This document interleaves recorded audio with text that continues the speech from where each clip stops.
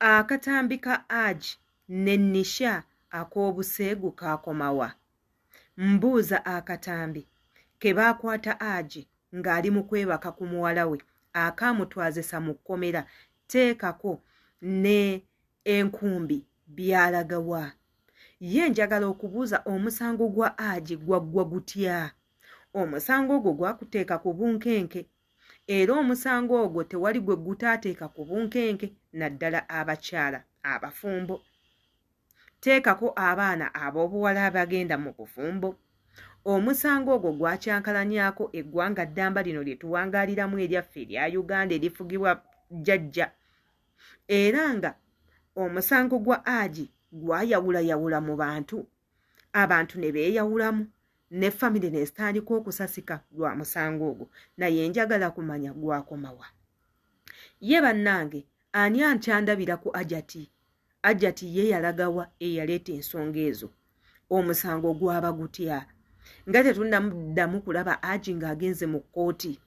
Nga tetunnamanya omusango baagusala gutya, gwakomekkereza gutya, tetunnaba kubimanya. Wabula Aji alabikiddwako mu katambi nga musanyufu bitya. Yenna ng'akoze ettama. Ayina ki Ajati ekito kimuziniramu ku mazina bwe kimuyimbiramu ku buyimba. Kati gwe eyali ttiimu Ajati ebintu obiraba otya? Naffe abaali ttiimu Aji ebintu tubiraba tutya? Tugenda kuba tubimanya mu butambi buno eno. Wabula ng'ate ani yandabidde ku fuulufiga? Tannakitegeera nti Aji baamumubbako dda. Tannakitegeera nti ATM mashini yagenda. Tannakimanya nti ATM kaadi muntu omulala yagikozesa. Aliridda wanga tannavaayo kulwana yatugamba nti Aji wuwe. Era baalabibwako nga beenywegera nga beekomberera emimwa myamyamya. Yenze Sheila Adita, byonna binsanga wano si bigambo byange. Bw'oba subscribinze obutambi nga buno tebujja kuyitako. Subscribinga kwata kade nga buli video eno gye nteekayo kutuukako bulungi nnyo. Commentinga tumanye endowooza yo ku butambi nga bwe buti. Ate era yita banno babiri nga batwegattako ku mikutu emirala gye ndi nga ku Facebook, ku TikTok, ku Instagram, ku Thread, ku Snapchat, yonna gye ndi, ne ku Yugi 256 gye ndi. Jangu onfollowinge, onkubireko, amasimu nja kugakwata twogere. Oyagala kuwabulwa, oyina by'oyagala twogereko, nze wendi okuwuliriza. Jangu obeere nga onneegatta. Kuwabula ate tugendagendako mu katambi ka Aji akaakwatiddwa, tukalabe kibbebe nga kimuziniramu naye nga musanyufu ate tukomewo.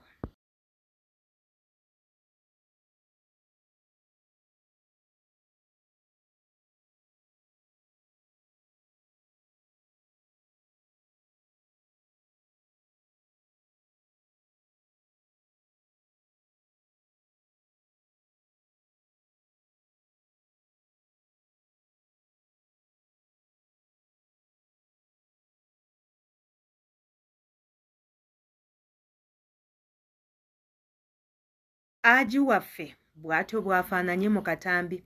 Gwalabye akatambi ako Aji omulabye otya? Tomulaba nti anyirira? Tolaba nti Aji agezze?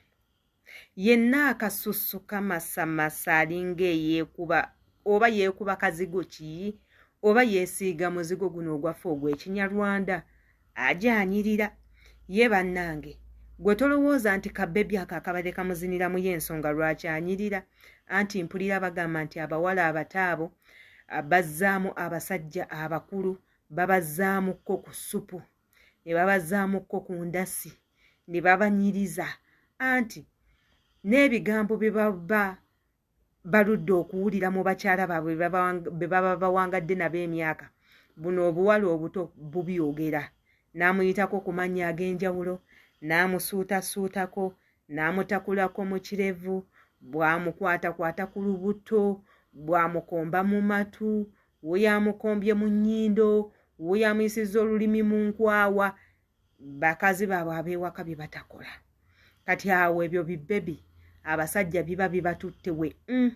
Gwe nga mukazi wattu odda waka ng'okaaba, omusajja omulinda tadda, omusajja omuterako emmere talya, bw'akomayo waka akuwa 50, kyokka waagenda eweekiwala ekita akiwa kakadde.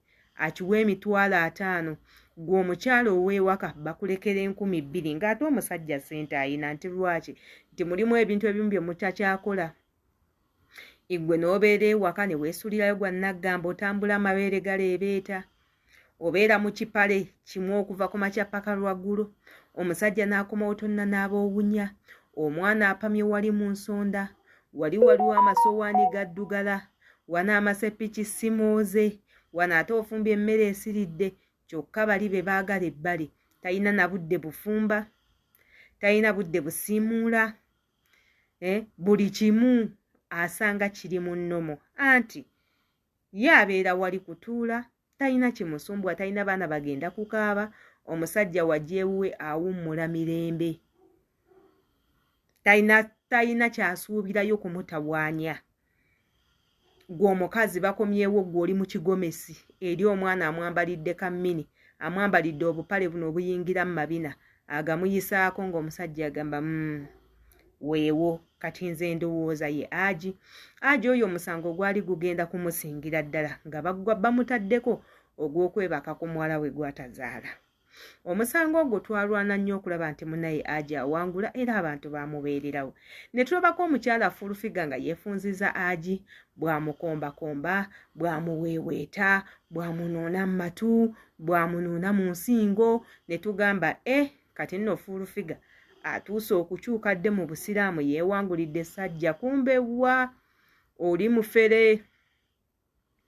oli mufere wa mukwano oli mubbi oli yali abala nsimbi ng'abala ssente ayagala omusajja ono olw'okuba mugagga amuweeyo ku ssente ezitambuza obulamu abakyala nno babikola omuntu ajja kuŋŋamba kati Furufiga n'obubi bwe iye abasajja baagala abakyala nga Furufiga omulaba nti awemula asobola ova ku luggya gw'omuwala omulungi atawemulanga nako eyeeyisa ng'omumbejja munnange n'oludibirako kyova olaba Furufiga ataasoma afuna emirimu n'atuuka eri ne munda mu State House nga bamwaniriza igwe yasoma nga tojja kutuukayo nti abantu nga bwe batyo abantu babasembeza nnyo babaagala nnyo lwaki nti ebiseera ebisinga baba beevaako ebiseera ebisinga baba tebatya ebiseera ebisinga baba tebaswala ate ffe abaana abawala abato kye tuswalira kati akatambi ka Furufiga ne Aji